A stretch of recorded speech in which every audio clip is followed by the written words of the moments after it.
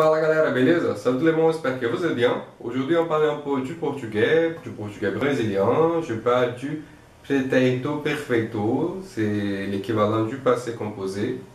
Par contre, il est en temps simple, c'est-à-dire qu'il a une structure qu'on utilise un seul verbe, comme le passé simple. Mais en portugais, il n'y a que un passé. Nous n'avons pas le passé simple, le passé composé. Nous avons un seul passé.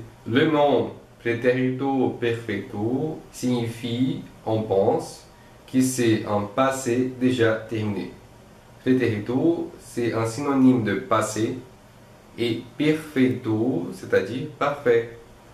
Parce que selon la grammaire brésilienne, l'idée c'est que nous avons une action qu'elle a déjà terminée au passé. Par exemple, quand j'ai dit hier j'ai marché, eu caminhei, eu andei, j'ai déjà terminé de faire cette action. Ok? Par contre, l'usage il est très similaire au passé composé. Quand vous utilisez les passés composés, je suis sûr que dans, je sais pas, 95% deux fois il y a une correspondance. Ou quand même, ça se peut 5%. Si vous voyez un usage différent entre les deux, écrivez sur les commentaires. La formation, elle est très simple quand nous parlons des verbes qui sont réguliers. Comme vous savez, nous avons trois groupes de verbes en portugais. Les verbes en AR, les verbes en ER et les verbes en IR. Si on prend un verbe comme cantar, chanter, cantar, il sera eu cantei, você cantou, ele cantou, nós cantamos, vocês cantaram e eles cantaram. Il faut faire attention parce qu'en portugais, le nous au présent et au passé composé, au pretérito perfeito, ils sont le même. Alors, si je veux vraiment remarquer la différence, je dois ajouter le temps. Par exemple, nós cantamos. Je dois dire, nous avons chanté hier.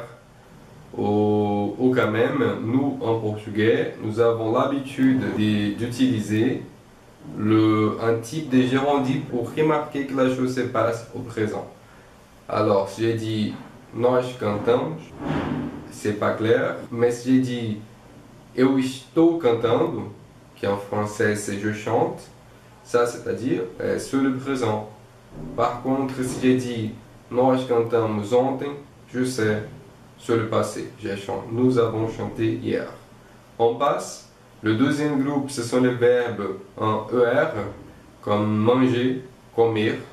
Alors, je vais dire eu comi, você comeu, ele comeu, nós comemos, vocês comeram, eles comeram. Et finalement, le troisième groupe, en IR, comme par exemple partir, je vais dire eu parti, você partiu, ele partiu, nós partimos, vocês partiram, eles partiram. Alors, je veux un petit exercice. Je veux que vous écrivez sous les commentaires votre journée, qu'est-ce que vous avez fait hier, ou quand même, ne vous inquiétez pas, vous pouvez inventer, pourquoi pas inventer une petite histoire. On peut faire d'une manière meilleure. Je vais écrire sur les commentaires une phrase et chaque personne, elle devra continuer la phrase. Par exemple, je vais écrire bien sûr en portugais. Hier, je suis allé au shopping et vous allez continuer l'histoire. Alors ça, c'est le passé composé en portugais pretérito perfeito. Si vous aimez la vidéo, likez, partagez, inscrivez-vous. Si vous avez des doutes, mettez sur les commentaires, ça m'aide beaucoup à avoir des idées.